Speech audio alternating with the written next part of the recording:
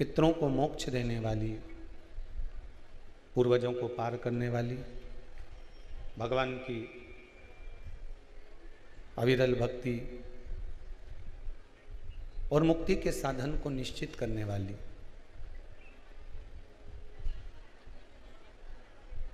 देवादिदेव महादेव के पावन चरणारविंद का रसस्वादन कराने वाली, शिव महापुराण की कथा का रसस्वादन करने का सौभाग्य प्राप्त हुआ है। आपको लगता है कहीं कहीं कि मेरे पितर मुझ पर क्रोध कर रहे हैं? आपको कभी कभी लगे कि मेरे ऊपर पितृ दोष लगा हुआ है या पितरों का श्राप लगा हुआ है, या हमारे यहाँ पर लोग अधोगति में ज़्यादा मर जाते हैं, हमारे यहाँ ये काम ज़्यादा हो जाता है, तो निवेदन है, श्राद्ध पक्ष चल रहा है, प्रयास करिएगा। एक चावल की कटोरी में, कटोरी के अंदर थोड़ा सा चावल रख लीजिए कच्चा, उस चावल की कटोरी में एक बेलपत्र, थोड़ी सी दुर्वा बांधकर पानी का मटका, परिंडा या जहां अपना रसोई घर में जल रखते हो, उस कटोरी को वहां पर 2 दिन 3 दिन तक रख दो। वैसे तो 16 दिन रखो ज़्यादा अच्छा था, पर जो दिन अपने को मालूम है 2-3 दिन उसको रख दीजिए। घी का दिया लगाइए। 3 दिन के बाद में उस दुर्वा को, उस बेलपत्र को शिव बाबा को ले जाकर समर्पित कर दो। चावल पूरे घर में घुमाने के बाद चिड़िया को या नदी में या किसी जीव को प्रदान कर दो। महाराज, पितृदोष के निवारण का सुंदर तरीका। कल आपको कथा में कहा था, अगर हम ब्राह्मण को भोजन नहीं करा पा रहे, गौ माता को भोजन नहीं दे पा रहे, श्वान को, कुत्ते को भोजन नहीं दे पा रहे, कौवे को भोजन नहीं दे पा रहे हैं, किसी कारणवश हम श्राद्ध नहीं कर पा रहे हैं, किसी कारणवश हम पूर्वजों को नहीं मना पा रहे हैं, ऐसा कोई घर नहीं जिसके घर के पितृ श्राद्ध पक्ष में पृथ्वी पर नहीं आते। तुम पूछो मत पूछो, तुम्हारे घर के पूर्वज तुम्हारे यहां जरूर आते। दरवाजे पर आकर खड़े होते हैं पितृ, दरवाजे पर आकर हमारे घर के पितृ खड़े होते हैं, स्मरण करते हैं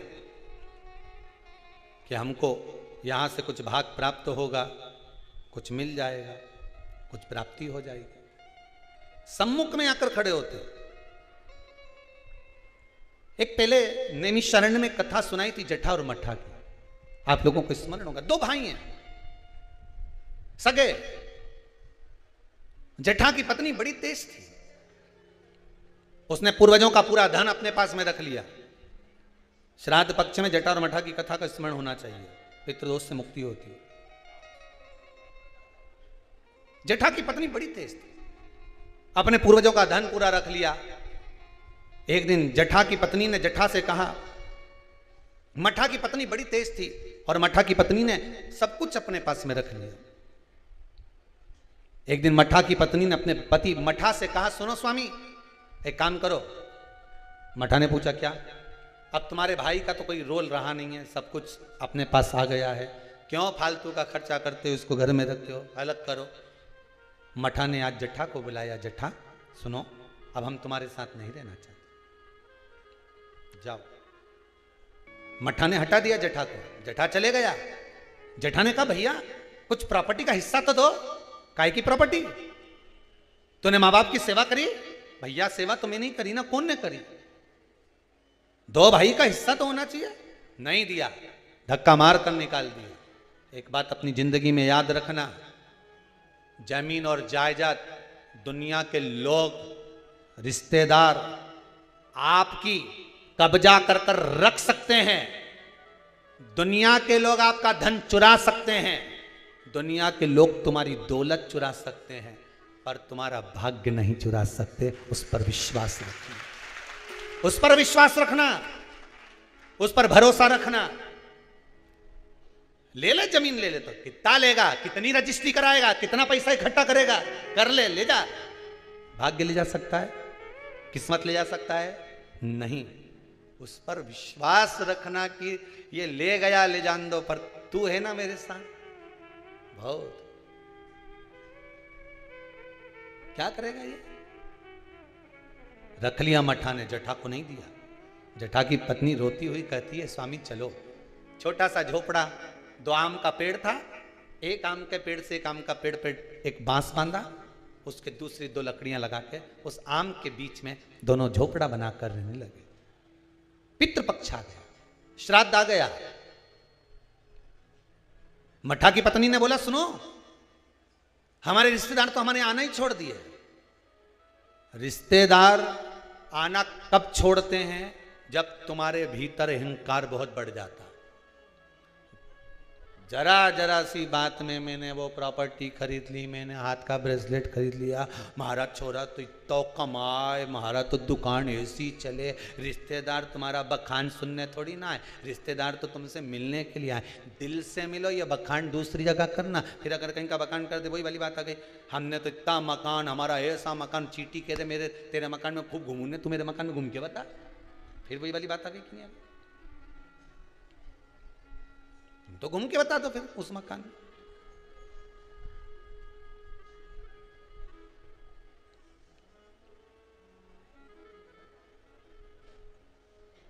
घूमो जितना घूमो। अब मठा की पत्नी ने कहा अपने रिश्तेदार नहीं आ रहे। अब इतना अपने जोरदार कलर करवाया मकान में, कितना जोरदार जोरदार फर्नीचर बनवाया, और कोई देखने नहीं आए तो काय का मतलब? एक काम करो, तुम्हारे पिताजी का श्राद्ध आ रहा है, तुम्हारे दादाजी का श्राद्ध आ रहा है, श्राद्ध पक्ष आ रहे हैं 16 दिन श्राद्ध के। एक दिन ऐसा कर लो, सारे रिश्तेदारों को बुला लो श्राद्ध में, पंडित जी के भी बुला लो। और सुनो, अपन श्राद्ध करते हैं, सारा रिश्तेदार आएगा तो अपना मकान देख के तो जाएगा। श्राद्ध करा, ठीक है, खीर बनवाई, पूड़ी बनवाई, सब बनवाया।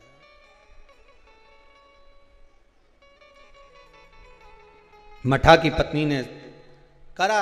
जटा की पत्नी बोली सुनो, आज तुम्हारे दादाजी का श्राद्ध है, घर में कुछ है नहीं, पर सुनो, वो सामने जो व्यापारी है ना, जिसकी किराना की दुकान है, उससे आपकी अच्छी बनती है ना? हाँ, मेरा बचपन का दोस्त है, जाओ उसके यहां से कुछ थोड़ा सा लिया हो तो अपन खीर बना लेंगे, ब्राह्मण को दे देंगे, उसके घर पहुंचा देंगे। ब्राह्मण नहीं लेगा, नहीं आएगा तो गाय को दे देंगे, स्वान को दे देंगे। जाओ। वहां गया, मित्र ने कहा भाई देख, देने को मैं शक्कर दे देता, सामान दे देता, मना नहीं है, पर अब मैं दे नहीं पाऊंगा क्योंकि तेरी कमाई का स्रोत नहीं है। बैंक भी लोन उसी को देती है जिसकी फाइल में कमाई का स्रोत दिखता है। सही है कि गलत है? लोन लेने वाले जानते हैं, तुम्हारी कमाई देखेगी पहले बैंक, वहां से कितना आ रहा है, कमाई कितनी हो रही है, सर्विस में कितना मिल रहा है, उसमें ये कटवा देगा। बैंक लोन तब देती है जब तुम्हारी कमाई का स्रोत दिखता है। दुनिया के लोग आपको जब तक देते हैं जब तक तुम्हारी कमाई का स्रोत दिखता है, पर महादेव तुम्हारी कमाई का स्रोत नहीं देखता, महादेव तुम्हारी भक्ति का स्रोत देखता है। तू भजन कितना करता है, महादेव तुम्हारी कमाई के स्रोत देखकर नहीं देगा, महादेव भजन देखकर देगा कि तू भजन कितना करता है। तो कितना शंकर की कथा सुनता है, शिव महापुराण पर कितना विश्वास है तेरे को, शिव महापुराण की कथा में जो शब्द निकलते हैं उस पर कितना विश्वास है, महादेव ये देखकर देगा।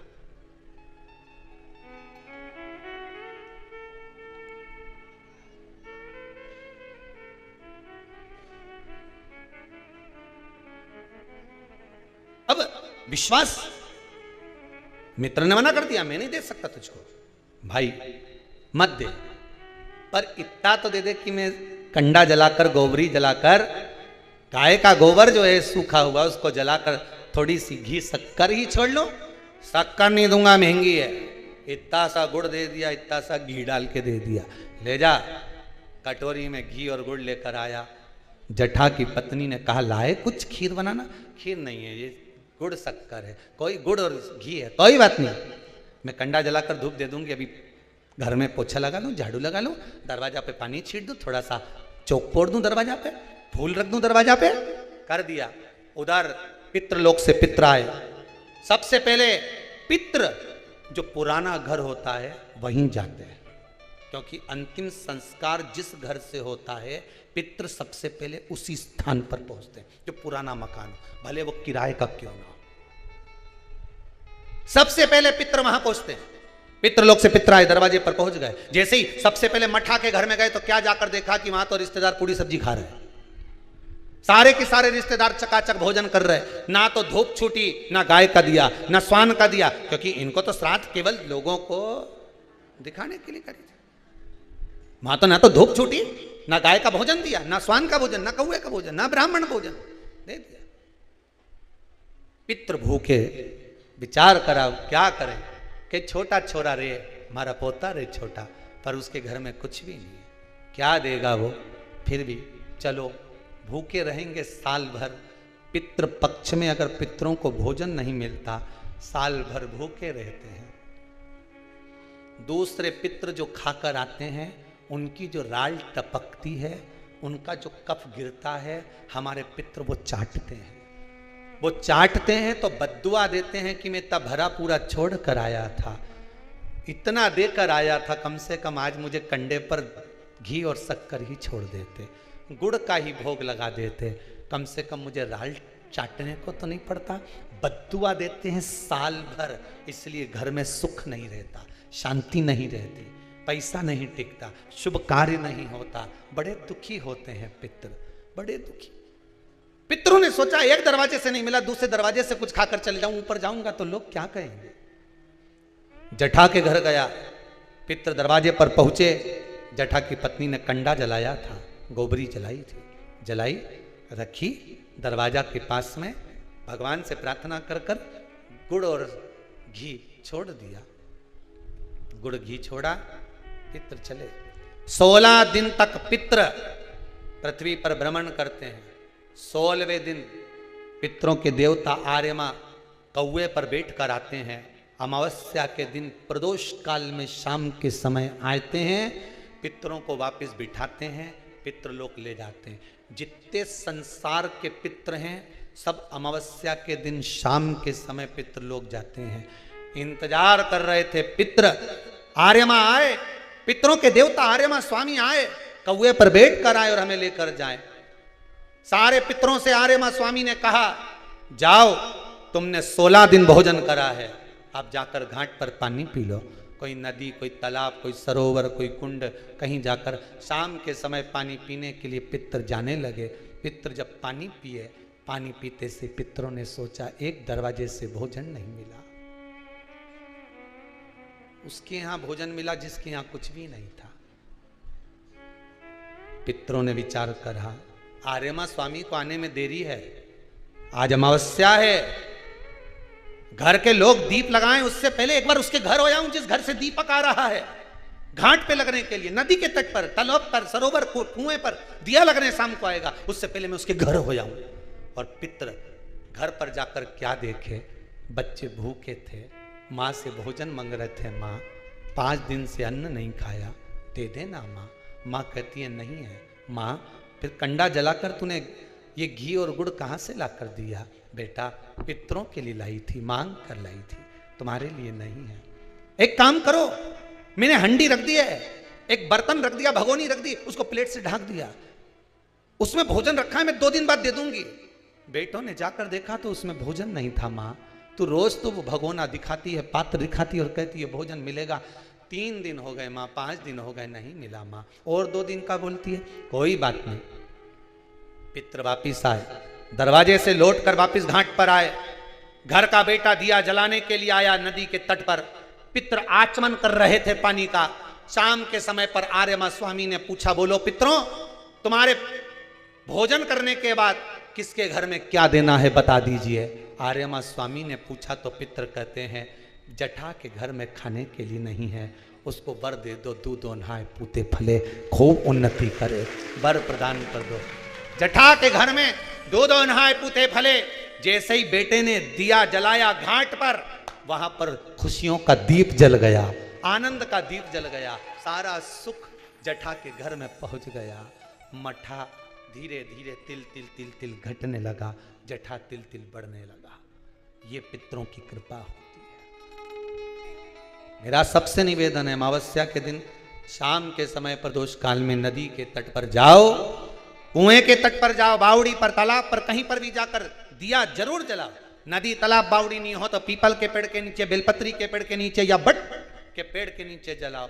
और शाम के समय जब प्रदोष का काल हो, शाम का समय हो, सूर्यास्त का समय हो, भगवान आर्यमा स्वामी पूर्वजों को लेने, पितरों को लेने आए, तब आप एक दिया घी का जला देंगे दक्षिण की ओर मुख कर कर, तो वो कुछ वर हो सकता है। अगली श्राद्ध से पहले बाबा आपको घर, मकान, जमीन, जायदाद, संपदा सब कर देगा। कृपा, उस पर विश्वास रखिए, भरोसा।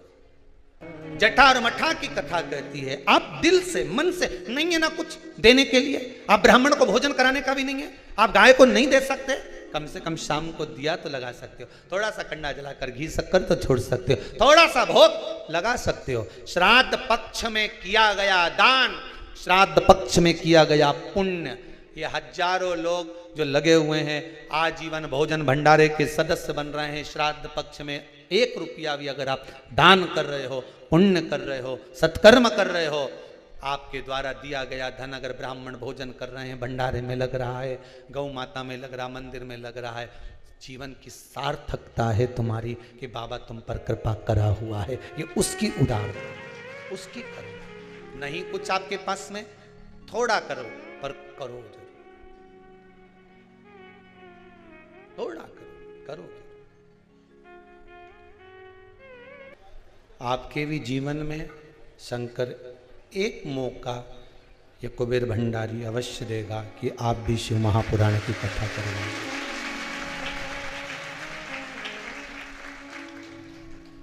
आप शिव पर विश्वास रखना, करुणासागर शंकर पर अगर विश्वास रहेगा तो ये विश्वास मानकर चलना, खाली तो नहीं रखेगा। जब वो चोर को कुबेर बना सकता है तो अपने को क्यों देने में पीछे हटेगा। बस आप भक्ति मत छोड़ना। अगर आपने भक्ति के पथ को पकड़ कर रखा है तो ये विश्वास मानिए कि महादेव भी आपको देने में पीछे हटने वाला नहीं है, वो देगा जरूर। पूर्व का किया हुआ पाप कर्म मनुष्य का ऐसा रहता है कि उसको काटने में थोड़ा समय लगता है, थोड़ा कष्ट जरूर है। बस हम किसके अंश हैं और हमारा वंश कैसा है, इसका स्मरण कर कर जब आप अपने पथ पर चलोगे, अपनी जिंदगी की डोर को बढ़ाते चले जाओगे तो जीवन सार्थक होता चले जाएगा। इस जीवन को सार्थक करने का सबसे सुंदर तरीका है कि हम अपना ये ध्यान रहे कि हम अंश किसके हैं, हमारे घर का संस्कार कैसा है, हम किसके अंश हैं, हमारे माता पिता का संस्कार कैसा है, हम हिंदू धर्म के अंदर पैदा हुए हैं, हिंदू धर्म में रहते हैं, हम भगवान की भक्ति में डूबे रहते हैं। फिर ध्यान करें कि हमारा वंश कैसा है। सप्त ऋषियों की औलाद हैं हम सप्त ऋषियों की संतान हैं, कोई साधारण नहीं। हमारा वंश केवल यही नहीं रह गया कि ये ब्राह्मण है, ये क्षत्रिय है, ये वैश्य है, ये शूद्र है। हमारा वंश केवल यहीं तक नहीं रह गया।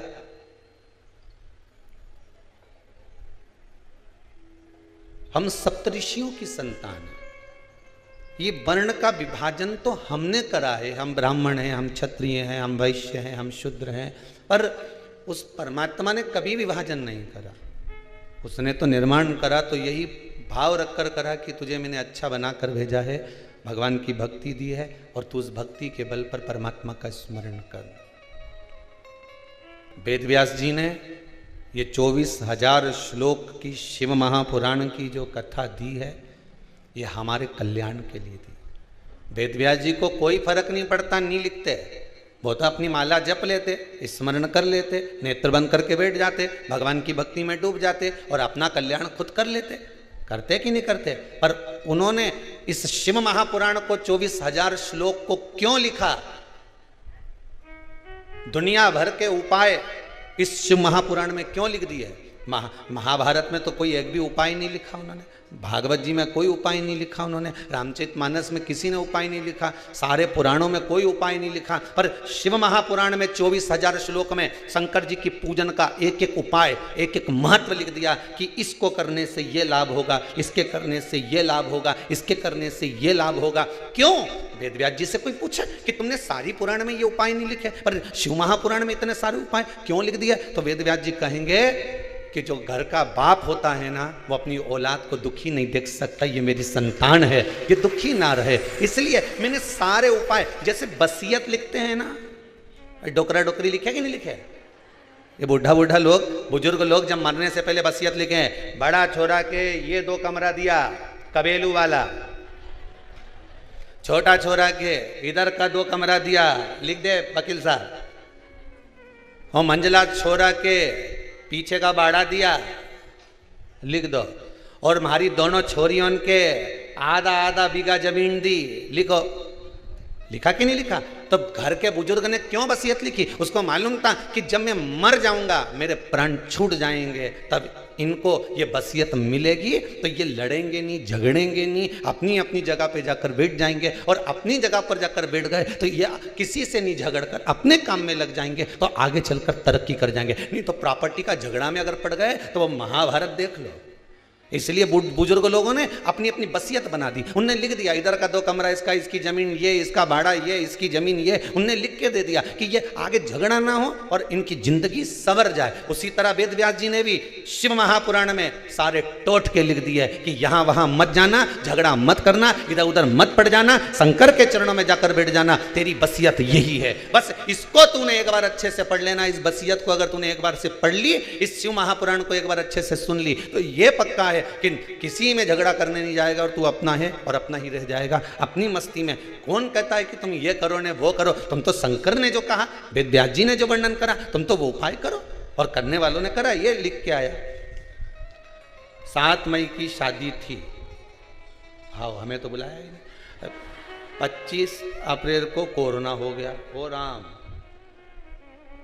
अब 25 और 7 में कितना अंतर रह गया? अप्रैल में कोरोना, कौन ने लिखा है? सर्वोच्च परिहार है कोई? कहां से आई है?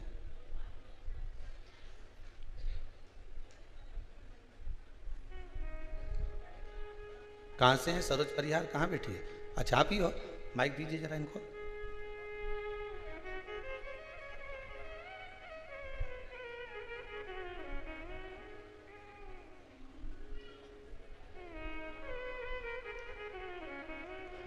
ये आपने लिखा है बहन जी भाई, इसमें लिखा है 7 मई की शादी थी आपके यहाँ।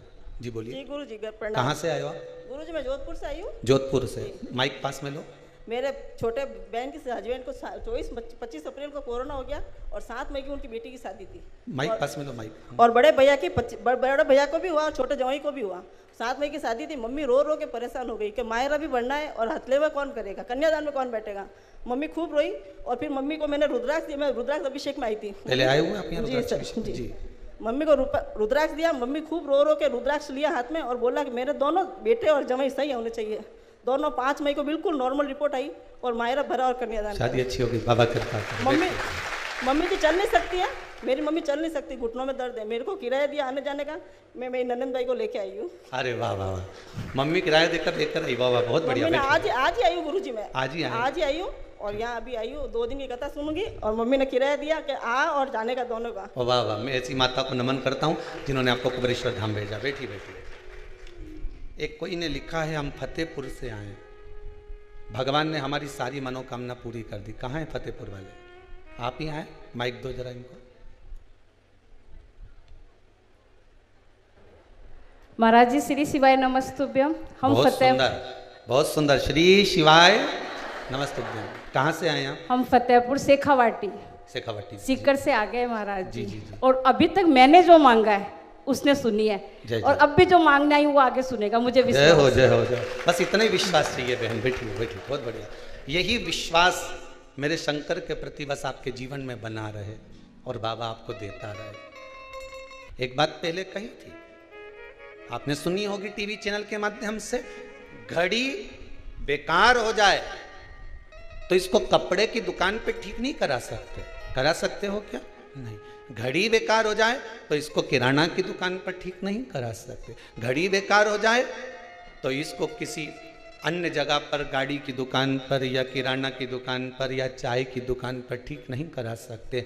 घड़ी अगर ठीक होगी तो कंपनी में ही होगी, घड़ी की दुकान पे ही होगी। घड़ी की दुकान पर जाओगे तो घड़ी वाला भी कह देगा ये घड़ी मुझे दे जाओ, 7 दिन में मैं इसको ठीक कर दे दूंगा, नहीं 7वें दिन के बाद में तुम आकर इसको लेके चले जाना। बस मनुष्य की भी जब घड़ी ठीक नहीं चले, उसे लगे कि अब मेरा समय ठीक नहीं चल रहा है, विपदा पे विपदा आ रही है, व्यापार नहीं चल रहा, काम नहीं चल रहा, बहुत टेंशन चल रहा है, परेशानी चल रही है, तो उसका नाम है कालों का काल, महाकाल। कालों का काल मतलब घड़ी मतलब काल। काल अधिपति महाकाल को कहते हैं। निवेदन है घड़ी ठीक ना चले तो कपड़े वाले की दुकान पर मत ले जाना, दुनिया भर में डोलते मत फिरना कि वो मुंडी घुमाए नहीं तो उसके बाद चले गए ना, वो चावल लेकर वहां पहुंच गए, न नारियल लेकर वहां पहुंच गए, न अगरबत्ती लेकर वहां पहुंच गए। किसी के दरवाजे नहीं जाना। घड़ी बेकार हो जाए तो बस उसी के पास जाना जिसने घड़ी बनाई है। काल किसने बनाया? महाकाल ने। समय किसने बनाया? महाकाल ने। दिन किसने बनाया? उसी ने। घड़ी, नक्षत्र, पल, समय सब शंकर का बनाया हुआ है। शिव महापुराण में लिखा हुआ है। एक एक चीज जितने बार बनाए, जितनी तिथि बनाई, जितने नक्षत्र बनाए, जितना समय बनाया, जितने ग्रह बनाए, सब शंकर ने बनाए। तो घड़ी उसने बनाई है तो सुधारेगा भी वही। इसलिए उसकी दुकान पर जाकर बैठ जाना कि अब मैं यहां आ गई हूं, 7 दिन में यह घड़ी तुझको देके जा रही हूं। यहां बोल कर जाना कि मैं तेरे दरबार पर आकर यह बोल कर जा रही हूं कि मेरी घड़ी सुधार देना, यह समय बेकार चल रहा है, इस समय को निकाल देना और मैं तेरी हो जाऊं, बस इतनी कृपा कर देना। ये घड़ी बहुत बेकार चल रही है। आए दिन हमारा छोरा का एक्सीडेंट हो जाए, कहीं टेंशन आ जाए, कहीं लक्ष्मी नहीं आए, दुकान 4 दिन चले ना 4 दिन नहीं चले, लड़के की नौकरी नहीं लग रही, सर्विस नहीं लग रही, कहीं ब्याह नहीं हो रहा, तो ये घड़ी बेकार चल रही है। इस घड़ी को सुधारने का प्रयास करो। बस वो घड़ी सुधर गई तो बस जीवन सुधर गया। और घड़ी एक ही सुधार सकता है, वो घड़ी की दुकान वाला ही सुधार सकता है। नहीं सुधरेगी तो वो क्या करेगा? कंपनी में भेज देगा। दुकान वाले से नहीं सुधरेगी तो कंपनी में भेज देगा। तुम कथा से नहीं सुधरी घड़ी तो फिर क्या करेगा? एक काम करो, तुम तो भैया काशी चले जाओ, उज्जैनी चले जाओ, वहां कंपनी है, वहां कंपनी है, इसी का माल वहीं से निकलता है। तुम वहां जाओ और वहां जाकर भगवान का गुणगान गाओ और वहां बैठकर बस भगवान का गुणगान जब तुम गाते रहोगे तो यह पक्का है कि तुम्हारी घड़ी सुधर सकती है। उसमें कुछ देरी ना लगेगी। मनुष्य का जब शरीर मिलता है, मानव की जब देह मिलती है, जब ऊपर से इस मानव का शरीर प्राप्त होता है तो व्याधियां, दुख इसके साथ में लिखकर भेज दिया जाता है। हम ये नहीं कहेंगे कि दुख नहीं आएगा, दुख तो आएगा, पर भगवान का गुणगान गाओगे तो धीरे धीरे कटता चले जाएगा। दुख तो आना है, सुख है तो दुख भी रहेगा।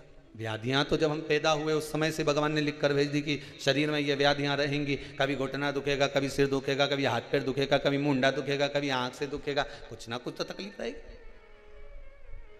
पर इन व्याधियों से निकलने का प्रयास करना, अर्थात भगवान की भक्ति में इतना मन लगा दो, भगवान के भाव में इतने डूब जाओ कि तुम्हारी चिंता उसकी हो जाए।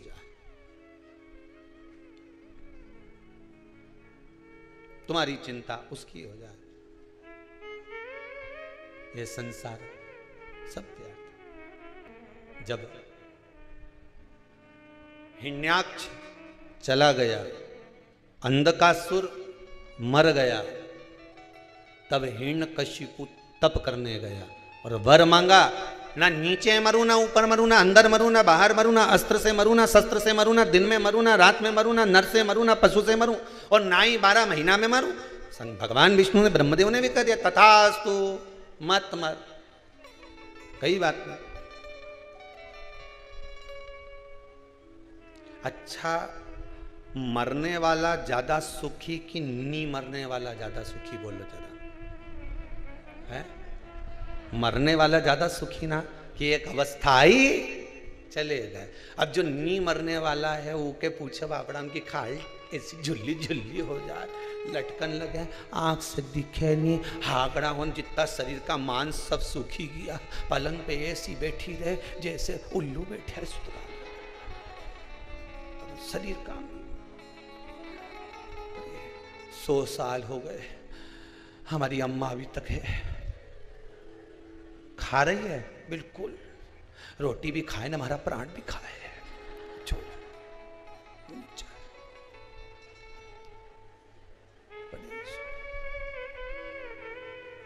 अब वो अम्मा के दिल से पूछो, वो रोज भगवान से प्रार्थना के मारे उठा ले,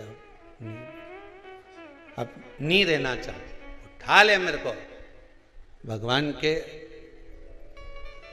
2 वर थे, आयुष्मान भव और चिरंजीवी भव। तू हमेशा मांगती थी, लोगों से कहती थी तो एक ही बात कहती थी, काकी जी हमारे आशीर्वाद देव आयुष्मान भव होने का। काकी जी ने आशीर्वाद दे दिया, आयुष्मान भव। उम्र बढ़ गई, शरीर वैसा की केवल उम्र बढ़ी है, शरीर नहीं। अगर तू आशीर्वाद मांगती चिरंजीवी भव, तो चिरंजीवी में यह होता कि जैसी आज है मरते समय तक ऐसी कैसी बनी रही जाए, ऐसी कैसी बनी रहना। हमें आयुष्मान होने का आशीर्वाद नहीं चाहिए, हमें चिरंजीवी भव होने का आशीर्वाद चाहिए कि हम चिरंजीवी जैसे आज हैं वैसे कि वैसे अंत समय तक रहें। हनुमान जी को चिरंजीवी होने का वर दिया था, मार्कंडे बाबा को चिरंजीवी होने का वर दिया था। हम जैसे वैसे जैसे आज है वैसे अंतिम समय, भगवान से प्रार्थना करो कि जैसा मैं आज हूं वैसा कि वैसे रहना चाहिए। हम अच्छा दिखे ना, हम परमात्मा से मांगे तो कुछ अच्छा मांगने का प्रयास करें ना, कुछ अच्छा ढूंढने का प्रयास करें। अरे भाई, शिव महापुराण की कथा कहती है घी नकली है, कहीं का कह दे ये सोना नकली है, कहीं का कह दे ये चांदी नकली है। घी नकली होना होन दो, सोना नकली है होन दो, चांदी नकली है होन दो, पर दृष्टि नकली नहीं होना चाहिए, दृष्टि असली होना चाहिए, जिससे तुरंत परख में आ जाए कि नकली है कि असली। सबसे टेंशन की बात तो यह है कि लोगों ने अपनी दृष्टि को नकली कर लिया। दृष्टि नकली हो गई, असली नकली नजर आता है और नकली जम के बोलो असली नजर आता है। जो असली का सोना है ना वो तो लगे कहीं तक चमके सोना, असली का सोना तो क्या नकली है, और नकली का कहीं का लाके पटक जाए, लो साहब ये सोना ले लो, मेरे पास तो तेरा फालतू का आ गया था, मैं तो कम में बेच रही हूं, और नकली टिका के चले गया, तो क्योंकि असली ये असली। यशोदा जी के साथ भी यही हुआ। बापू पूतना आई, क्या जोरदार रूप धर के आई, तो क्या कि ये असली गोपी है, और शंकर जी आए तो क्या कि ये नकली है। यशोदा जी के साथ भी हुआ। पूतना आई और आते से ही बोली यशोदा रानी मैं ब्रज की गोपी हूं, मुझे ब्रज की गोपी हूं, मैं पूतना, मैं ब्रज की गोपी, थोड़ा सा कुछ लेने के लिए आई हूं, बधाई दे दो। और यशोदा जी ने तुरंत अपने लाला को गोदी में दे दिया पूतना की, ले बहन इसको संभाल, मैं तेरे लिए बधाई लेकर आती हूं। पूतना की गोद में ठाकुर जी को दे दिया। ठाकुर जी ने कानों से सुन लिया, मेरी मैया ने इसको बहन बोला है, और मेरी मैया की बहन है तो मेरी मासी है। भगवान को क्या मालूम था कि गले की फांसी है, वो तो समझे मासी है, उनको क्या मालूम था, बहन कह दिया। पूतना आई, बालक गोदी में दे दिया, और भगवान शंकर आए तो नीदू, ये कहीं का बाबा लग रहा है, जरूर मुझे तो लगे कि ये कहीं का असुर है, ये तोक के ले जाएगा भगवान के। अब जो आई थी वो राक्षसी थी, ये आया है तो देव अधिदेव मां देव।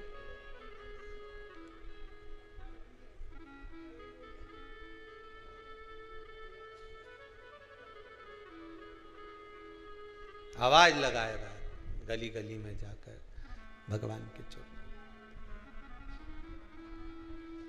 कि मुझे लाला का दर्शन करा दो, पर नहीं, कौन कराए। एक बार तो मुझे ठाकुर का दर्शन करा दो, पर यशोदा जी कहती हैं ये नकली है। दृष्टि असली होना चाहिए, घी भी समझ में आ जाएगा कि नकली है कि असली है। सोना भी समझ में आ जाएगा कि असली है कि नकली है, चांदी भी समझ में आ जाएगी कि असली है कि नकली है, रुपया भी समझ में आ जाएगा कि असली है कि नकली है, दृष्टि असली होगी, सब कुछ समझ में आ जाएगा, भले वो कितना भी नकली हो। पर हमने आज के इस घोर कलयुग में अपनी दृष्टि को नकली बना लिया, तो जो असली है वो नकली नजर आता है और नकली है वो असली नजर आता है।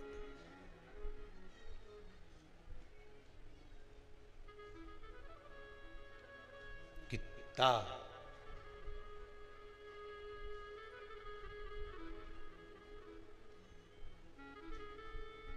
फिर वही वाली बात आ गई।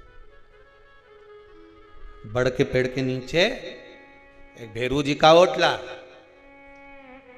इतना बड़ा बड़ा भाटा पत्थर, सब पे सिंदूर पुता, सब बड़ का पेड़ के नीचे, पीपल का पेड़ के नीचे रखा। पढ़ा लिखा लड़का जा रहा था अपना गांव, पिताजी के साथ मोटरसाइकिल पे। उन्हें पिताजी से पूछ लिया ये क्या रखा है, वो तो आया था पढ़ के, ये भेरू जी का ओटला है।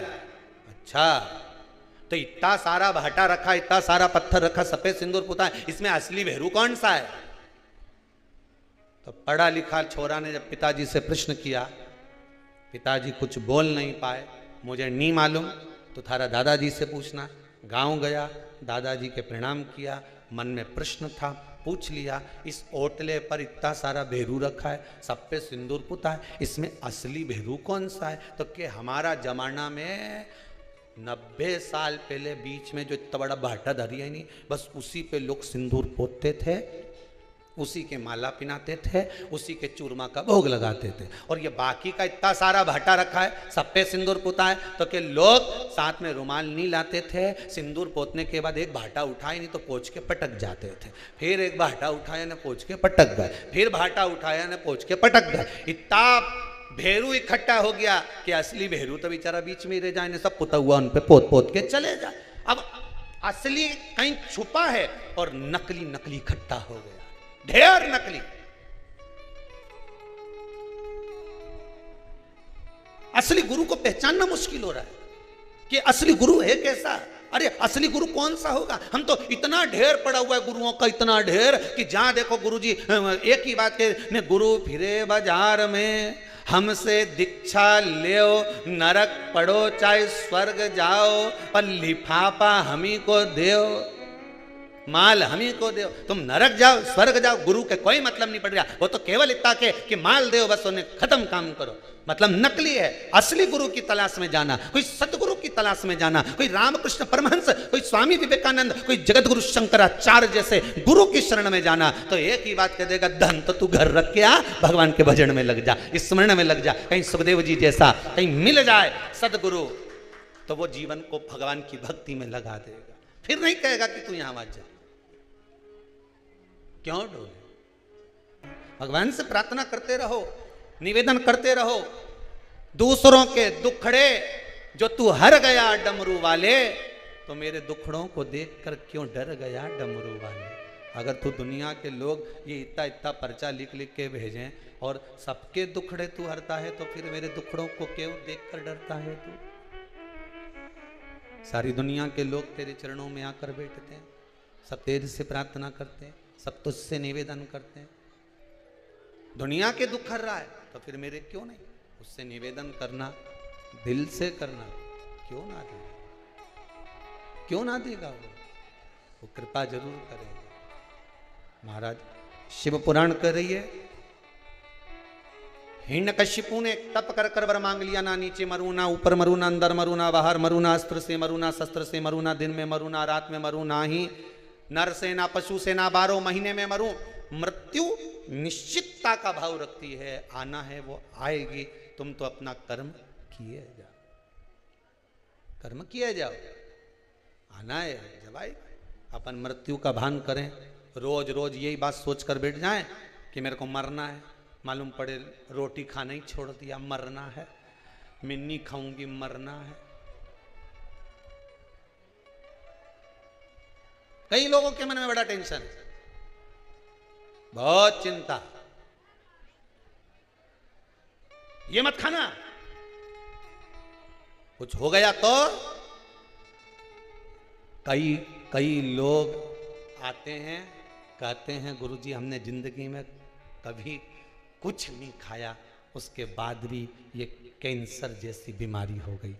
जरा जाकर हॉस्पिटल में देखो कैंसर का, ना वो गुटखा खाए, ना वो मदिरा का पान करे, ना कभी उसने पान खाया, ना कभी उसने तंबाकू खाया, इसके बाद भी बीमारी हो गई। पूछा गया कि फिर इसको बीमारी कैसे हो गई, फिर इसको रोग कैसे हो गया, रोग का कारण क्या है, क्यों हुआ, किस लिए हुआ, क्या कारण था जो इसको मनुष्य शरीर में रोग हुआ, क्या हो गया था? शिव महापुराण कहती है, गरुण पुराण कहती है, स्कंद पुराण कहती है, ये आज का रोग नहीं है, ये पुराना है। जब पूर्व में किसी के घात दी होगी, किसी के हृदय को चोट दी होगी, कोई ऐसा प्रहार कर दिया होगा, किसी के विश्वास को, भरोसे को, दृढ़ता को कहीं किसी ना किसी रूप में किसी के धन को खाकर दिया नहीं होगा, तो वो इस शरीर में आकर चुकाना पड़ता है। कहीं पाँव, कहीं हाथ, कहीं ये काम नहीं करे, कहीं ये काम नहीं करे, कहीं ये नहीं करे, कहीं मुंडा नहीं करे, कहीं ये मुख नहीं करे। क्यों, किस लिए? तुमने ना कोई गलत काम करा, ना तुमने कभी कोई गलत कृत्य किया, ना तुमने कभी गलत खाया, ना कोई गलत पिया, इसके बाद ये बीमारी कैसे आ गई, इसको ऐसा रोग कैसे आ गया, ये तो कहीं जाए नहीं, आए नहीं, किसी से मिले नहीं, जुले नहीं, फिर रोग कैसे आ गया? उसका कारण है हमारा आज का नहीं। फिर वही वाली बात आ गई, तेरा क्या होगा रे कालिया। आई बीमारी, रोग आया, कष्ट आया, दुख आया, ये किसी दूसरे ने नहीं दिया। तुम भगवान को दोष मत देना कि भगवान तूने क्या कर दिया। युद्ध के मैदान में जिस समय पर राम भगवान का युद्ध रावण से चल रहा था, आप सबने रामायण देखी है? अरे बोलो तो जम के, देखी है नहीं? जिस समय युद्ध के मैदान में रावण से युद्ध चल रहा था, जितने युद्ध के मैदान में जितने भी लड़ने के लिए राक्षस आ रहे थे, वो राम जी को देखकर भगवान विष्णु का दर्शन कर रहे थे। केवल एक रावण अकेला था जो भगवान राम को केवल राम मान रहा था, उसने भगवान विष्णु का दर्शन नहीं कर पाया, उसने केवल राम माना, एक सांसारिक मनुष्य माना। पर जितने युद्ध करने रावण के साथ आए, वो सब देख रहे हैं भगवान है, भगवान है, भगवान है, भगवान है। सब पांव पड़े, युद्ध करने से पहले ध्यान राम जी की ओर है, बाण छोड़ने से पहले, प्रहार करने से पहले ध्यान राम जी की ओर है, क्योंकि उनकी चित्त वृत्ति में भगवान का दर्शन हो रहा था। रावण के भीतर इतना अहंकार भरा हुआ था, इतना काम भरा हुआ था, इतनी आसक्ति भरी हुई थी, इतनी तृष्णा भरी हुई थी कि भगवान सामने खड़े थे तो भी नहीं पहचान पा रहा था कि ये भगवान है, तो भी उनको लग रहा था इंसान, तो भी नहीं पहचान। भगवान को पहचानना कितना कितना कठिन। ये भगवान है, ये भगवान है। अरे कई लोग तो कह भी देते हैं बात बात में, ज्ञान देने वाले बहुत मिलते हैं रे राम जी, तुमको भी मिले होंगे और तुम्हें नहीं मिले होंगे ना तो तुम्हारे छोरा छोरी उनके मिला होगा।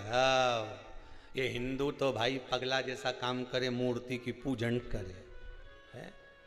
हम देखो कहीं नहीं करे, कोई मूर्ति नहीं, हम तो ध्यान लगाएं, हम तो ये करें। और या हिंदू का लोग बस योर वाला महाराज का किरणा में शंकर जी के लोटा भर भर पानी छोड़े, पानी छोड़ा जाए। मूर्ति की पूजन, मूर्ति की पूजन, हाँ करे हिंदू मूर्ति की पूजन, हिंदू मूर्ति की पूजन करे तो क्या है मूर्ति की पूजन करने से? हम तो कोई मूर्त नहीं, हम तो ध्यान कर ले, हमारे सामने कोई मूर्ति नहीं, हम तो ध्यान करें। तो एक काम कर, भी शादी का क्या करे, शादी में शादी मत कर, शादी का ध्यान कर ले। मेरी घरवाली आई, अंदर गई, आटा उसना, रोटी बनाई, मैंने खाई, उन्हें बर्तन मांज के धर दिया। शादी मत करना, ध्यान कर ले। हिंदू मूर्ति की पूजन करे तो विरोध करें, हिंदू मूर्ति की पूजन करे। हिंदू मूर्ति की पूजन इसलिए करे कि शादी करो तो स्त्री का होना जरूरी है, केवल ध्यान से स्त्री काम नहीं करे। दादा आई थी, पहुंच गई थी, रोटी बना ली थी, खाना बना के मेरे को खिला गई, फिर शादी काय को करे? शादी करने के लिए स्त्री चाहिए। उसी तरह हिंदू को भगवान की भक्ति करने के लिए मूर्ति चाहिए, मूर्त सामने होना चाहिए। तुम्हारा कहना से चल जाए, हम मूर्ति की पूजन नहीं करते, हिंदू करता है मूर्ति की पूजन। ध्यान करने से कपड़ा नहीं धुल जाए, कपड़ा या बाजू में धर दो, ध्यान कर ले। हमारी घरवाड़ी आ रही है, कपड़ा धो रही है, बर्तन मांज रही है, ओए धुले। अरे बोलो तो, जब वो सामने ही नहीं तो कहां से धुल जाएगा? अरे बोलो तो सही, बातों मायका में बैठी और तुम बाथरूम में रख के बैठे। आलो उठ के आजा बिमला मने थारिया, सारा कपड़ा पड़ा मेरा,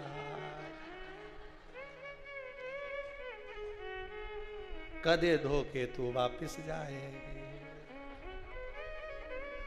इंदौर की ट्रेन देखूं, देवास की बस देखूं, कद तू। अब कपड़ा पैसे तो कहां धुल जाए? धुले? अरे मुंडा से तो बोलो,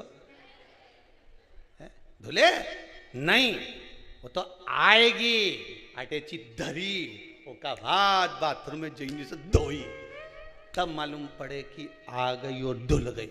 हिंदू हो, तुम्हें दुनिया के लोग भटकाएंगे कि मूर्ति पूजन मत करो, शंकर की पूजन मत करो, लोटा भर पानी मत चढ़ाओ, ध्यान करो ध्यान। तो क्या ध्यान में शादी यूं हो जाए कि कपड़ा यूं धुल जाए? हमारे सामने वो होना चाहिए जो धोए। भगवान भी तुम्हारे पापों को धोए तो तुम्हारे सामने होना चाहिए। शिव तुम्हारे सामने हो, राम तुम्हारे सामने, कृष्ण तुम्हारे सामने हो, उसकी मूर्ति तुम्हारे सामने होना चाहिए। केवल यूं ही नहीं धुल जाए, आ गई नहीं धो गई। धुले सो हम बिना मूर्ति के पूजन के नहीं रह सकते, हम शंकर की पूजा बिना नहीं रह सकते। एक लोटा पानी चढ़ाएं, क्या हो पानी चढ़ाने से? क्या मिलता है शंकर जी को लोटा भर के पानी चढ़ाने से? तो कह देना जो ज्यादा ज्ञान दे, तू भी चढ़ा के देख ले, तू भी चढ़ा के देख, क्या मिले मालूम पड़े। क्या होए क्या होए क्या हो? अरे ये पेंसिल से लाइन खींचने से और डब्बा भरने से कुछ नहीं हो, खजूर वाली चोटी बनाने से भी कुछ नहीं हो, और पटली बनाने से भी कुछ नहीं हो। बोला ईमानदारी की बात, बा में थोड़ा सा गुण होना चाहिए तो काम की, नहीं तो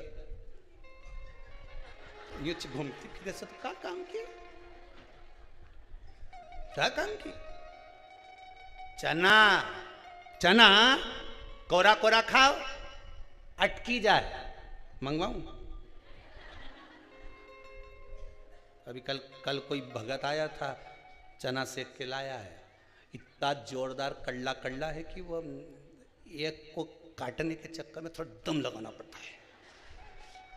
तो हमने वो भंडारी को बोला है, भोजन वाले को, कि इसको दूसरी बार कढ़ैया में फिर सेक लीजिए, भाव सा चना लाया है तो खा ला। चना कोरा कोरा खाओ, अटकी जाए। अब वो आशीष बोला कि गुरुजी ये तो बहुत कड़ला है, अटक रहा है। हमने कहा कोई बात नहीं, एक काम करो, डब्बा में से गुड़ निकाल के लाओ। अब गुड़ के साथ चना खाया तो अटके ही नहीं, तुरंत नीचे। उसी तरह केवल लाली लिपस्टिक लगाने से या ये पटली पटली लगाने से काम नहीं चले, चना खाली अच्छा नहीं लगे, अटक जाए, गुड़ होना चाहिए। समझ गए? जब गुड़ होगा फिर तो ये सो मजा आए कि पिन भी नहीं लगाए तो जोरदार सिर पर पल्लू लगे सो चला जा। गुड़ होगा तो श्रेष्ठता बनेगी, अकेला चना तो अटके। आपके भीतर गुण होना चाहिए। साहब मेरा छोरा बड़ा गुणी है, साहब मेरी छोरी बड़ी गुणी है, मेरी बहू बड़ी गुणवान है। गुण कौन सा होना चाहिए? सबसे पहला गुण कौन सा है? सबसे पहला गुण कौन सा है? उसकी नम्रता। कौन सा गुण है? जम के बोलिए जरा। नम्रता। जितने आस्था पर कथा सुन रहे हो, जितने मोबाइल पर कथा सुन रहे हो, आज कथा का 6ठा दिन है, कल कथा विराम हो जाएगी। इस व्यासपीठ से केवल इतना सा निवेदन करूंगा, हनुमान जी की स्तुति करने से पहले एक बात याद रखना, अष्ट सिद्धि नवनिधि श्री हनुमान जी के पास थी, पर सबसे बड़ी निधि थी गुण। हनुमान जी के पास में गुण था। चना अकेला खाओगे अटक जाएगा, गुड़ के साथ खाओगे अटकेगा नहीं। गुण तुम्हारे भीतर होना चाहिए। जब भीतर गुण होगा कुछ अच्छा होगा। सबसे पहला गुण है तुम्हारी नम्रता। झुकना सीख जाओ। एक नदी ने समुद्र से जाकर कहे, समुद्र सुन, मैं बहुत बड़ी नदी हूं, बहुत वैभव है मेरा, बहुत वैभव। बोल तुझे क्या चाहिए? समुद्र के मुझे कुछ नहीं चाहिए, मेरे पास सब रखा है, रतन माणिक मोती सोना चांदी हीरा पन्ना सब समुद्र में। कोई निकालने वाला चाहिए? शिव महापुराण में तो सब कुछ धरा है, निकालने वाला चाहिए? कहने वाला तो कह देगा कि काली मिर्ची कहां लिखी है, निकालने वाला चाहिए? पढ़ो 57वें नंबर का श्लोक 14वें अध्याय का, निकालो और पढ़ो, निकालो। समुद्र पार है, निकालना होगा। समुद्र में डूबोगे मर जाओगे, शिव पुराण में डूबोगे तर जाओगे, ये वो समुद्र है। निकालो, एक एक अंश निकालो शिव महापुराण का, कि सरसों चढ़ाने से क्या होता है, काली मिर्च चढ़ाने से क्या होता है, शिव जी पर लौंग चढ़ाने से क्या होता है, सफेद पुष्प चढ़ाने से क्या होता है, सरसों का फूल चढ़ाने से क्या होता है, शमी पत्र चढ़ाने से क्या होता है, बेलपत्र चढ़ाने से क्या होता है। एक एक चीज निकालिए, निकालो। समुद्र कह रहा है मेरे पास सब कुछ है, मुझे नहीं निकाल, मैं नहीं बोलूं, मुझे नहीं चाहिए। नदी के तो मुझे जानते नहीं, मैं बहुत बड़ी नदी हूं, बहुत बड़ी नदी। नदी ने कहा समुद्र से, मैं विशाल नदी, मांग तुझे क्या चाहिए। समुद्र ने मना कर दिया, मुझे कुछ नहीं, नहीं तुझे मांगना तो पड़ेगा। समुद्र ने कहा हरी हरी दूबा ला कर दे दे, घास ला कर दे दे। अब नदी गई, इतनी छोटी सी चीज मांगी, हरी दूबा हरी घास। नदी ने अपने घाट पर जो दूबा घास लगी थी अपने पानी से तोड़ना चालू करी, पानी की लेयर ले जाए, उछाले, फिर उछाले, फिर ला।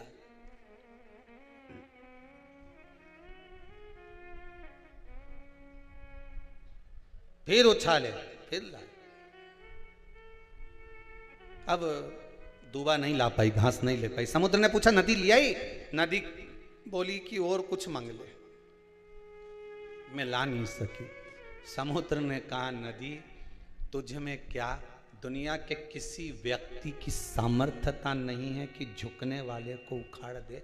तू जब दूबा लेने जाती थी तेरे पानी के वजन से दूबा झुक जाती थी, झुकने वाले को दुनिया उखाड़ नहीं सकती। तुम शंकर के आगे, गुरु के आगे, संतों के आगे, ब्राह्मण जन आगे, गौ माता के आगे, घर के बड़ों के आगे, बुजुर्गों के आगे झुकते रहोगे, किसी की सामर्थ्यता नहीं कि तुमको उखाड़ कर फेंक दे। तुम झुकना तो सीखो, नम्रता तो लाओ। प्रथम गुण है नम्रता। सबसे पहला विद्यावान गुणी अति।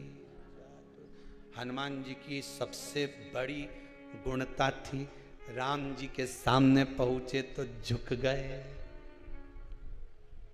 झुक गए।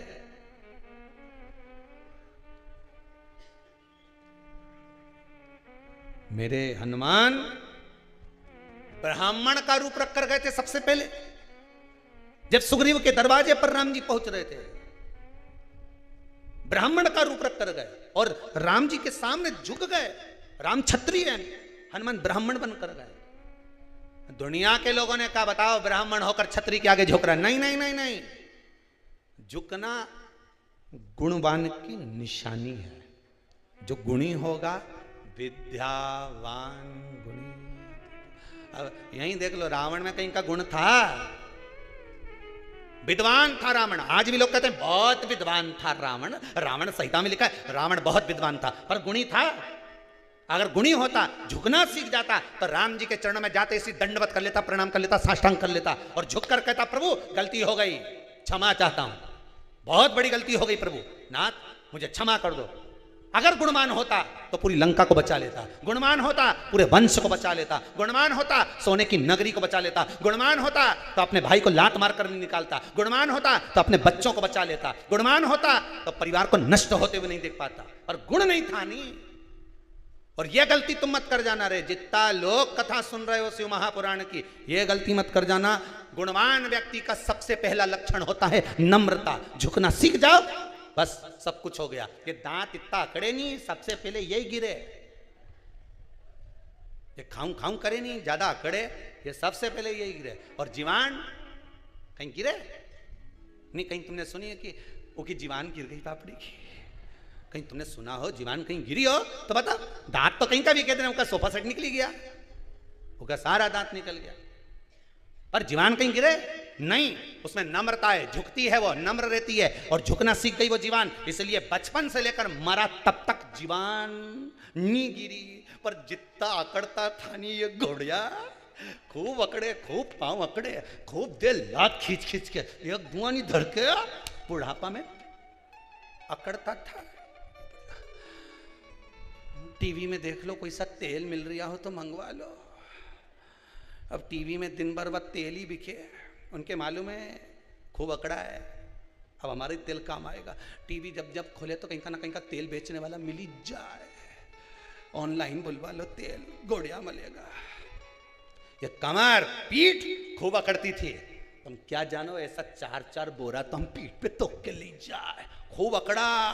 अब बापड़ा यूंच पड़ा, अब नहीं बने मार से दादा। अब तो लोग कह रहा है कि गांव में कोई मर गया वो के कंधा दे दादा, मुझे कंधे की जरूरत है, तू दूसरे को दिलवा रिया है। शमशान तक तोक के ले गया तो लोग मुझे वहीं जलाएंगे, नहीं जो अकड़े।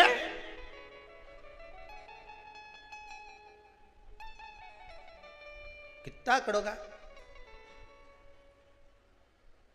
झुकना जीते की पहचान है, अकड़ना मुर्दे की शान है। क्यों अकड़ो? कौन ने कहा अकड़ो? बहुवन कह दे मम्मी तुम चुप रहो, तुम्हारा मामला में मत बोल जो। माँ भी कह दे अकड़ ले जा, तुझे तो थारी औलाद ही झुकाएगी, अकड़ ले। और बाद में जब छोरा होने ऐसा ऐसा ज्ञान देनी तो फिर इतना ज्ञान दे बेटा हो, तब माँ बोले फिर हमारी सारी अकड़ धरी की धरी रह गई, सब पड़ी। क्या करे अकड़ का? जिस पेड़ में आंवला लगे उसकी डाली झुक जाए, जिसमें संतरा लगे उसकी डाली झुक जाए, केरी लगे तो डाली झुक जाए। फलदार वृक्ष झुकता है, जिसमें फल ही नहीं रहे वो नीलगिरी का पेड़ यूंच खड़ा, फिर जो हवा चली पटक दिया नीचे। अकड़ना नहीं। ये बहुत सारा ये जो सेकंड लेयर में गया ही नहीं, कोरोना की सेकंड लेयर में अकड़ में ही गया। क्या होगा? हमारे फालतू की बात के वो तो टीवी में जबरदस्ती डराता फिरे हुए कि मुंह पे मास्क लगाओ ने, हाथ से सैनिटाइज करो ने, दूरी बना के चलो। आधा तो अकड़ में चले गया। दुकान बंद नहीं करी के दुकान बंद कर दो, मत माल बेचो नहीं तो तुम्हारा माल निकली जाएगा, पर नहीं माना, अकड़ में रह गया। और अकड़ में रह गया चले गया, अकड़ नहीं करता तो बात दूसरी पर अकड़ा। मैं तो अब भी आऊं बाजार से, 2 मिनट में जाऊंगा ना, दूध की थैली लेके जाऊंगा, तो दूध पीना जरूरी है, अभी जाऊं। और वो दूध की थैली के चक्कर में खीर बढ़ गई।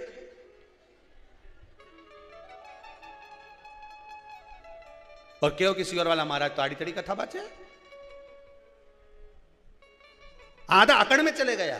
क्यों गए अकड़ में? मैं जाऊं, मैं हूं नहीं, मैं चौराहे पे खड़ा हूं, मैं सब काम करवा रहा हूं, मैं ये करूंगा, मैं वो करूंगा। और मालूम पड़े कहीं से ले आया और मालूम पड़े बीमार पड़ गया और बेचारा पूरा घर के हिला के रख दिया। घर में कोई नहीं बचे, परेशान हो गए सारा घर का।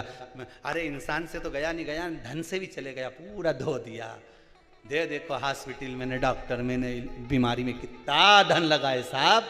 लोगों की दशा तो देखो, खाने तक का नहीं बचा, इतना धोया और तो भी इंसान नहीं बचा पाया, तो भी नहीं बचा। अकड़ में चले गया, मैं हूं, मैं कर लूंगा, मैं कर लूंगा, मैं कर लूंगा। अरे घर में बैठा रहता है, थोड़े दिन ये विचार कर लेता कि कहीं नहीं मैं तो रामायण पढ़ूं, शिव पुराण महाराज बात है तो मैं भी शिव पुराण पढ़ के देखूं, मैं भी पढ़ के देखूं शिव पुराण।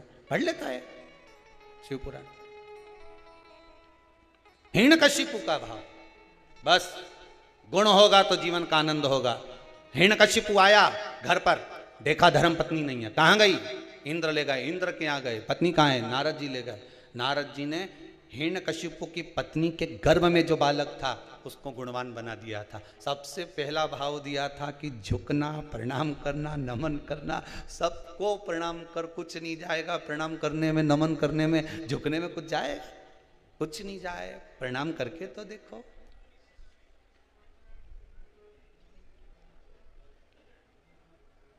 प्रणाम करो, क्या जाएगा झुकने में? कुछ नहीं। झुक लो उसके आगे। जब जब मेरे देवाधिदेव महादेव के यहाँ जाना, जब जब देवाधिदेव महादेव के यहाँ जाना, केवल दूर से प्रणाम नहीं, एक बार अपना मस्तक उसकी चौखट पर रख कर आना। इसकी रेखा हो सकता है टेढ़ी हो तो उसकी रज लगकर सीधी हो जाए, उसकी रज लगकर। रज लक्कर से।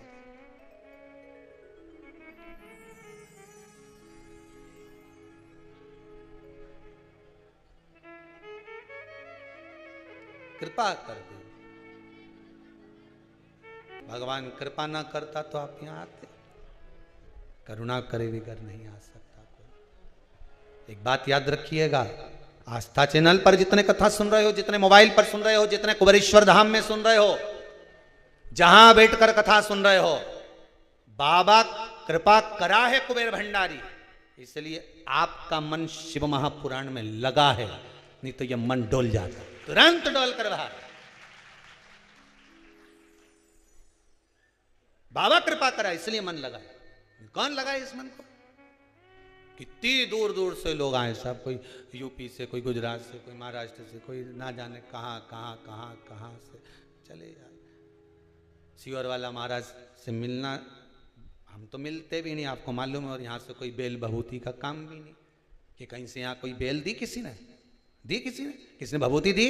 नहीं, ना भभूति दे ना बेल दे, ना यहाँ कोई चीज का काम। यहाँ तो बस आओ, शंकर कंकर एक बराबर, ना शंकर जी कहीं बैठा दिखा, हम तो सब दूर ढूंढ लिए, कुबेरेश्वर महादेव की नंगे दादा मिले कंकर में शंकर। भूमि को नमन करा, हाथ जोड़ प्रणाम करा, बाबा से विनती कर दी झोली फैलाकर, तेरे भरोसे आई हूँ, मेरा काम है बाबा, बहुत आस लेकर आई हूँ। कहते हैं 3 महीने में तू वापस बुला लेता है, बाबा मेरी आस मत तोड़ना, बुला लेना। विश्वास लेकर टीवी के सामने बैठकर कथा सुन रही हूं, मोबाइल पर कथा सुन रही हूं, मेरी नौकरी, मेरा ये काम, मेरा वो काम, बाबा निभा लेना, बस निभा लेना, बहुत। और तू कृपा करेगा तब जाकर होगा, तू दया करेगा तब होगा महाराज, तेरी दया बिना नहीं हो सकता। हे शंभु, हे त्रिकालदर्शी, एक आस विश्वास तेरा है, और दूसरा कोई आस कोई विश्वास नहीं, तेरे दरबार से दुनिया को मिला है महाराज। भगवान ओघड़दानी, त्रिकालदर्शी, कैलाशी, अविनाशी शिव करुणा का सागर है, उसकी करुणा बिना दुनिया में कुछ हो ही नहीं सकता। मांगा, और मांगा भी तो क्या मांगा, ध्यान दीजिए, मेरी मृत्यु नहीं हो, मौत क्यों ना होगी। आज हिरण्यकशिपु ने तप करा, साधना करी, मांग भी लिया, तो मांगना क्या था। अगर हिरण्यकशिपु में थोड़ा सा गुण होता तो यह पक्का है मृत्यु की जगह पर भगवान की भक्ति को मांग लेता कि मुझे भक्ति दे दो। फिर भी नारद जी को कृपा हुई, और नारद जी ने हिरण्यकशिपु की पत्नी को जो भक्ति का वर दिया, गर्भ से जो बालक हुआ उसका नाम प्रहलाद हुआ, उसका नाम प्रहलाद हुआ। और नाम प्रहलाद, प्रहलाद भगवान की भक्ति में डूब गए। समय आया, एक दिन हिरण्यकशिपु ने पूछ लिया, कहाँ है तेरा भगवान? सर्वस्व है। क्या खंबे में तेरा भगवान है? हाँ है। खंबे पर गदा का प्रहार करा, खंबा टूट कर नीचे गिरा, नरसिंह भगवान प्रकट हुए। ये सारी कथा तो श्रीमद् भागवत में भी है, पर नरसिंह भगवान के अवतार तक की कथा के बाद में भागवत जी में कथा नहीं।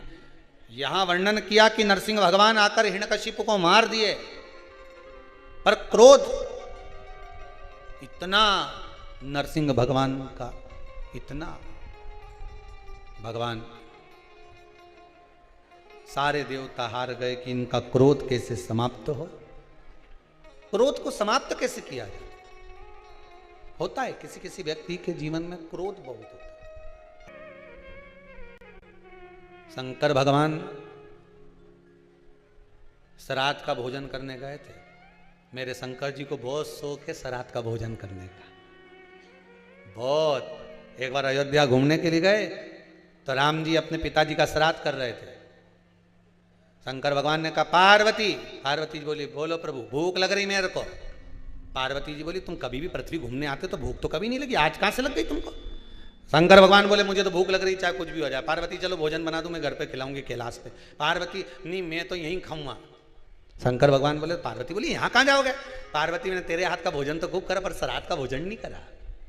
पार्वती बोले ये कहाँ का फैशन है कि श्राद्ध का भोजन करना है? नहीं मैं तो जाऊंगा। मैं तो कहाँ जाओगे? राम जी के यहाँ। अरे भगा देंगे तुमको। शंकर जी बोले ऐसे रूप थोड़ी रख के जाऊंगा, अच्छा पंडित बन के जाऊंगा, जनेऊ मनू पहन के जोरदार त्रिपुंडा में पुंडा लगा के जटाजूट बांध के, तो चिंता मत कर। पार्वती जी बोली वो तो सब मालूम है, एक बार गए थे वहां सब पहचान में आ जाता है, मालूम है। शंकर जी बोले तू जा यहाँ से। पार्वती गई कैलाश, शंकर गए राम जी के घर।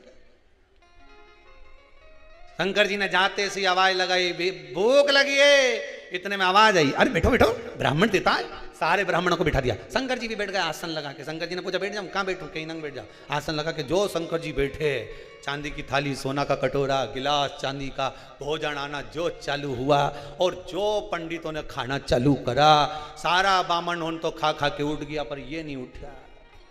बैठे बैठे आंदो आंदो। सीता जी के पास में खबर पहुंची उर्मिला जी की। उर्मिला जी बोली जी बोली क्या हुआ?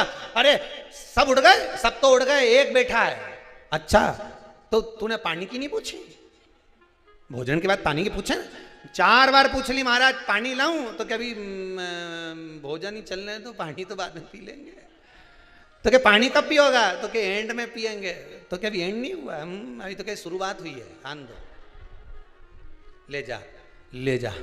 बना बना के सीता जी थक गई। सारा केकई के पास खबर पहुंच गई। माता केकई ने पूछा क्या हुआ सीता, क्या क्या है? तुम्हारे सिर पे पसीना आ रहा है? तुम्हारे ससुर का श्राद्ध और तुम्हारे सिर पे पसीना? श्राद्ध तो जाने दो दादा, वो अब एक बामन ना जाने कहां से है, उठ ही नहीं रहा है। सीता जी केकई बोली नहीं उठ रहा का मतलब? सीता जी बोली हमको तो लग रहा हमको उठा के उठेगा, तुम जाओ। केकई ने कहा हम भी देख के आए जरा कहाँ का बामन है। सीता केकई ने देखा तो अपने गांव का बामन है, उठ जाएगा थोड़ी देर में, जाओ भोजन करा, पूड़ी मुड़ी दो, जरा सब्जी मजी भजिया पकौड़ा खीर मीर सब दो, सब खिला दिया। भगोने के सब खाली पड़े, और बना लो कि बनाने वाली डबल से लग गई और खा गए। खाए जा रहा है। 22 बार तो खीर बना ली बड़ा वाला भगोना में, मालपुआ रबड़ी तो सब खुट गई। अच्छा तो फिर भंडारा, भंडारा खाली हो गया, अयोध्या का कुछ नहीं बचा। बाजार से लिया कि बाजार भेज दिया हनुमान को लेने के लिए। हनुमान जी बाजार का सारा किराना का सामान लिया, किराना का सामान लाके अंदर जा रहा था। इतने में शंकर जी बोले रेन दो, अंदर जाएगा वापस बाहर आएगा, इससे अच्छा यहीं धर दो। अब के सूखा की सूखा आटा निपटाते जा रहा है, सूखा की सूखा बेसन खा जा रहा है, क्या नुक्ति अंदर ही बन जाएगी, खान दो। मूंग की दाल ला तो के अंदर ही दही बड़ा बन जाएगा, उड़द की दाल का, तुम तो आन दो अंदर जान दो। फिर समझ में नहीं आ रहा है। सीता जी रोती रोती राम जी के पास पहुंची। राम जी ने पूछा क्या हो गया, क्यों घबरा रही है? ब्राह्मण को क्या हो गया? कुछ नहीं, ब्राह्मण बैठा है भोजन करने, तो कराओ कि कुछ नहीं बचा दादा, कुछ नहीं बचा, सब खा गया वो। ब्राह्मण कौन सा है?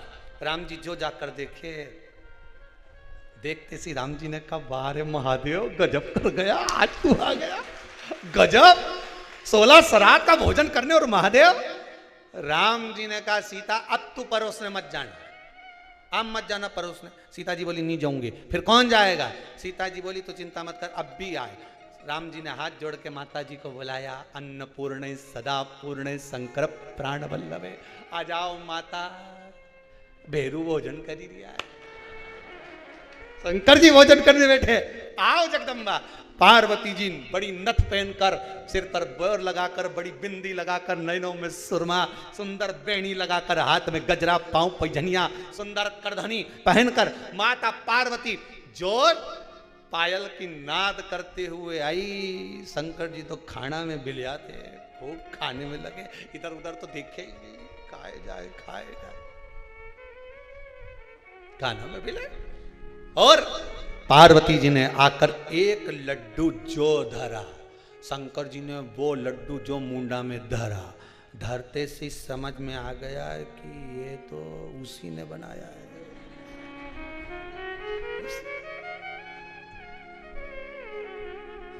कभी कभी हो जाता है।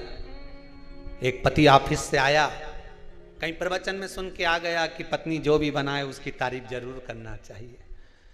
पति ने आज तक पत्नी के बनाए हुए भोजन की तारीफ नहीं करी थी, आज ऑफिस से आकर प्रवचन में सुनी आया था, कहीं कथा में सुन लिया होगा, कहीं महाराज की कथा सीवर वाला की, और सुन के तारीफ करने बैठ गया।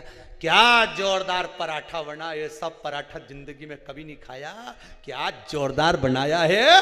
पत्नी अंदर गई ने बेलन ला के जो पटी के धोया, जो धोया। पति बोले क्या हो गया। पत्नी बोली 40 साल मेरे हाथ का खाया तब तारीफ नहीं करी, आज पड़ोसन के हाथ से आया तो तारीफ कर रहा, जो धोया। पति सोचा आज के बाद आंदे सीवर वाला महाराज की कथा कभी नहीं देखूंगा, तारीफ करने की बोली तो मैंने कर दी, तारीफ करने का बोला था मैं, करे सकता तारीफ। पार्वती जी ने जो लड्डू दिया शंकर भगवान पाए, जो भोलेनाथ जी ने लड्डू खाया समझ गए ये उसी ने बनाया, और जो ने लड्डू खाता खाता ने ऊपर देखा नहीं, पार्वती जी ने दोनों नेना मटका दिया। चलना है कि बैठना है। कहीं पति अगर जब ज्यादा रिसेप्शन में या पार्टी में ज्यादा फाका फाकी करे नहीं, और पत्नी काजल माजल लगा के जूड़ा मूड़ा लगा के पिन लगा के इशारा में ही बोल दे चलना है, उत्ता में तो ये आगे जगदम्बा भेरू पीछे, आगे आगे तू चल पीछे में चल, तुरंत पार्वती जी ने जो इशारा करा, शंकर भगवान उठ के जल लाओ, जल जल्दी लाओ। सीता जी को इशारा करा पार्वती जी ने, अब लिया नहीं वापिस बैठ जाएगा। ये कोई साधारण नहीं है, ये भांग का खाया हुआ व्यक्ति कितना खाना खा जाए किसी के नहीं मालूम पड़े दादा। सही है, जो भांग खाए नहीं वो उसके खाना लगता सामने खाए, लाओ जल्दी वापिस बैठ जाएगा, इसका कोई ठिकाना नहीं, जल्दी लाओ पानी लाए। जो भोलानाथ जी के देना, भोलानाथ जी ने जो आचमन करा, आचमन करते से ही शंकर भगवान उठ के खड़े होके बोले अगला श्राद्ध जरूर आऊंगा।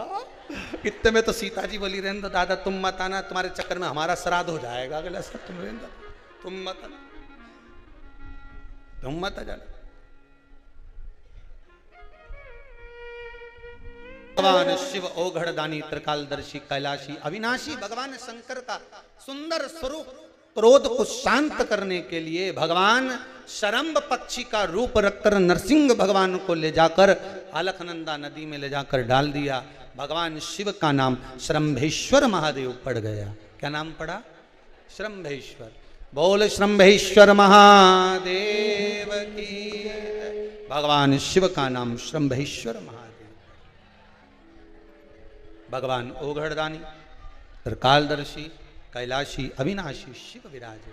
समय आया भगवान शंकर से पार्वती जी बोली हैं महाराज एक निवेदन स्वीकार करिए। क्या? भगवान शिव से कहती हैं पार्वती माता घर में 2 पुत्र हैं, बच्चे हैं, उनका विवाह होना चाहिए। मंगल विवाह की बात आई। पार्वती मैया के कहने पर श्री गणेश जी महाराज का विवाह प्रजापति विश्वरूप जी की कन्या रिद्धि और सिद्धि के साथ में गणेश जी का मंगल विवाह पक्का किया। श्री गणेश जी रिद्धि सिद्धि के साथ पधार रहे हैं। जोरदार ताली बजाकर स्वागत करें। बोल गणेश जी महाराज की। सभी लोग बैठे रहेंगे, कोई भी खड़ा नहीं होगा। ध्यान देंगे, कल की कथा विराम दिवस की रहेगी। भगवान गणेश जी महाराज का सुंदर स्वरूप का दर्शन आनंद कल की कथा विराम दिवस की रहेगी। भाव भक्ति से आनंद से 2 बजे से 5 बजे तक जो कथा आप नित्य श्रवण कर रहे हैं, पितरों की शांति हेतु कोरोना महामारी में जो जीव शांत हो गए हैं उनके उद्धार हेतु जो पितृ शांति यज्ञ हवन शिव महापुराण के 24,000 श्लोकों द्वारा जो आहुतियां दी जा रही हैं वो कल विराम हो जाएगी। भाव भक्ति से आनंद से आप सब ने जो कथा का रसास्वादन करा है वो जीवन को सुख देने वाला है। अब निवेदन है आपसे, भाव भक्ति से आनंद से कल कथा का विराम होगा। आनंद से आप सब घर पर बैठकर आस्था चैनल पर, मोबाइल पर, फेसबुक, यूट्यूब पर कथा का रसास्वादन करेंगे, जीवन को सार्थक बनाएंगे। भगवान गणेश जी महाराज के गले में रिद्धि सिद्धि जयमाला दे रही हैं। जोरदार ताली बजाकर स्वागत करें। बोल श्री गणेश जी महाराज की जय। श्री गणेश जी महाराज ने एक माला रिद्धि सिद्धि के गले में डाली है। जोरदार ताली बजाएंगे। रिद्धि सिद्धि ने वही माला निकालकर वापस श्री गणेश जी महाराज के गले में डाल दी है। महाराज गणेश जी महाराज के गले में डाली। गणेश जी प्रसन्न हुए। रिद्धि को सीधे हाथ में, सिद्धि को उल्टे हाथ में गणेश जी महाराज ने लिया। दोनों के कंधे पर हस्त कमल श्री गणेश जी महाराज ने रखा है। बोल गणेश जी महाराज की। जैसे शंकर भगवान के घर में रिद्धि सिद्धि बहु बनकर आई हैं, भगवान से निवेदन है प्रत्येक शिव महापुराण की कथा श्रवण करने वाले के घर में रिद्धि सिद्धि भंडार लेकर पहुंचे भोलेनाथ। सबका भंडार भरा रहे।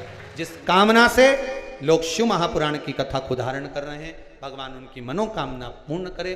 भाव भक्ति से आज की कथा को यहाँ विराम की ओर ले रहे हैं। कल पुनः वही 2 बजे फिर भाव से, भक्ति से, आनंद से कथा का रसास्वादन करेंगे। हर हर महादेव हर।